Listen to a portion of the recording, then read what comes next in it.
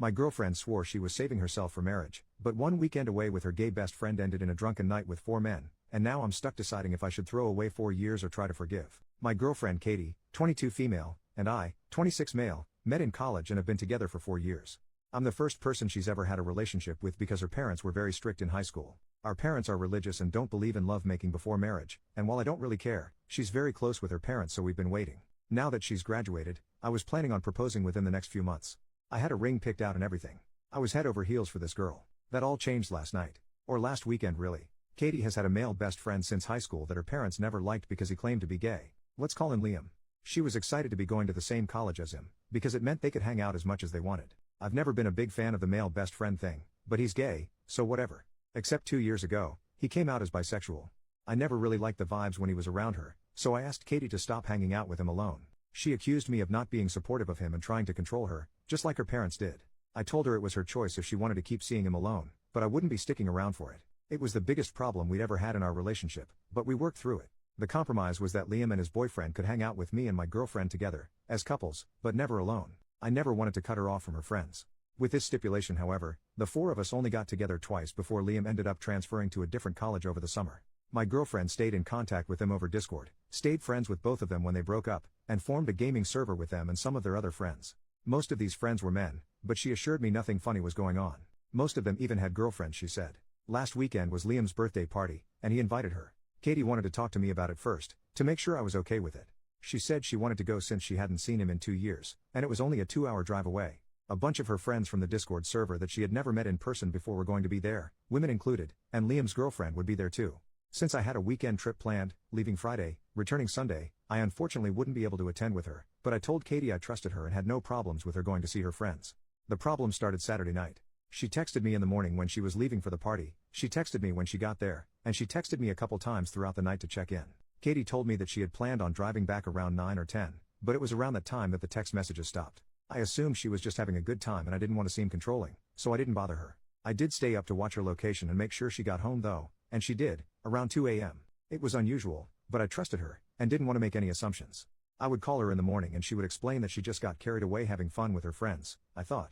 I called her Sunday morning, and she didn't answer. She texted back a few minutes later that she had been sleeping, had a hangover, and wasn't feeling well. That was very strange, because Katie doesn't drink. I told her to drink lots of water and that I hoped she felt better, and got on my flight home. When I arrived at my apartment, I found her curled up in my bed in the dark. She has a key to my apartment, but hardly ever needs it because usually I'm with her to do the unlocking. I asked her why she hadn't stayed at her apartment to rest up, but she didn't say anything. Since then, the entire week, she has been saying she's not feeling well and has not left my room. She's taken off work, and I've been going home on my lunch breaks to make sure she was eating. I was worried about her, but in the back of my mind, I was also suspicious about what had happened at the party over the weekend. Late last night, Katie woke me up from the couch sobbing. It was the first time she had left my room since I'd gotten home, other than to use the bathroom. I consoled her until she had calmed down enough to be coherent, and asked her what was wrong.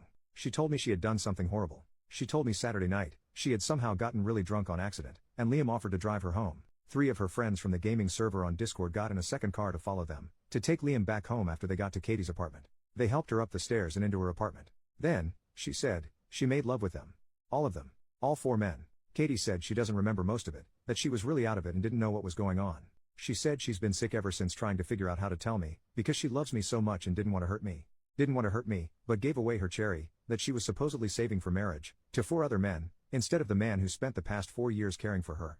She said she wanted to tell me right when I got back, which is why I found her in my apartment, but she couldn't bring herself to because she didn't want to lose me. She begged me not to break up with her. I told her I needed some time to myself to think. She then begged me not to make her go back to her apartment. I didn't feel like fighting, so I just told her she could go back into my room. I could hear her crying intermittently all night. I have to admit I was brought to tears myself. I can't believe how she would throw away our whole relationship, the 4 years we've built together, over one party. I was going to propose soon. I trusted her, and now it's broken. I'm at work, and I haven't been able to focus all day. Part of me wants to tell her to get out the second I get home, if she's still there, and that I never want to see her again. Part of me wants to talk to her more and see if there's anything left to salvage. I can't tell which side is more unreasonable. How do I navigate this? Edit, I have heard everyone and am on the way home to go check on her. For those telling me to break up with her, even if it turns out not to have been SA, I could never forgive myself if it was and I left her to deal with it on her own. Update 3 days later, trigger warning, SA. My girlfriend has gone to bed early and I have nothing better to do, so I'm finally getting a chance to write this. After reading all the comments that opened my eyes to what really happened, I left work a little before lunch and immediately went home to check on my girlfriend. She was as I had left her, curled up in bed and crying.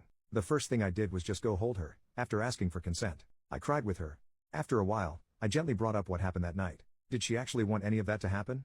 A lot was said, but long story short, and as many of you suggested, she did not. To clear some things up, these friends that she was with at the party were not just random people she met online. They were personal friends of Liam, who she had been best friends with for 8 years. These friends, while she herself never met them in person, were people she had talked to and gamed with over the past year or so. I would hear her talking with them over the headset and I never noticed anything strange.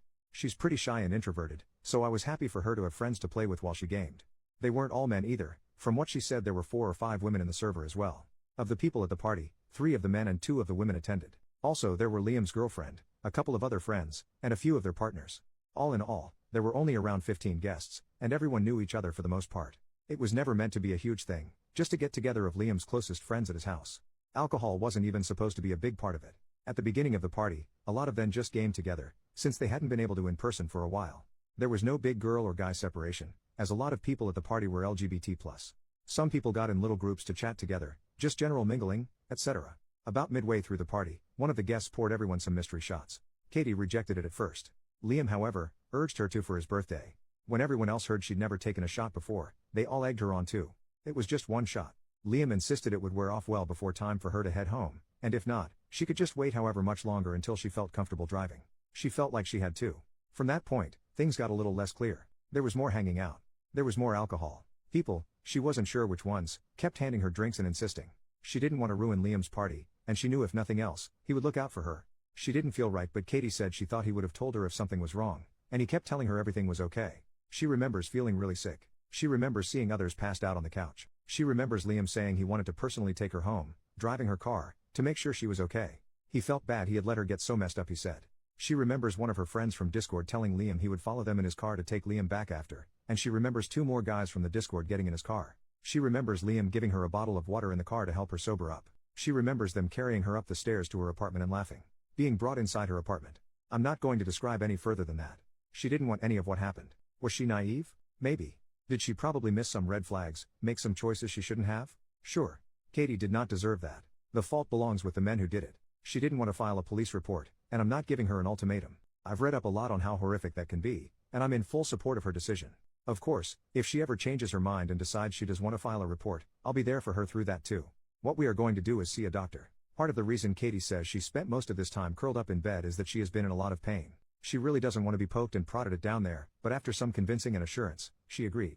She's going to be seen on Monday, and also going to get pregnancy and STI testing, which we're equally worried about, done while we're there. Over the weekend we've talked a lot. We've both cried a lot. There's been lots of hugs, and giving space when needed. I have opened up the curtains in the bedroom so she gets sunlight in there at least. For anyone who is concerned, no, I'm not making her go back to her apartment. For the jerks who suggested it, no, I'm not leaving her, before or after her healing, to find someone who isn't damaged, and no, I will not be ratting her out to her parents. I'm taking the entirety of next week off to stay home and take care of her, go to as many doctor's appointments as needed, set up therapy, etc. I don't think I can ever make up for leaving her alone the way I did this past week, but I will be there for her through anything and everything that comes next, whatever that may mean. Again, thank you to everyone from my first post who helped me realize what an egocentric dummy I was being. Katie isn't okay right now, but hopefully we can get there.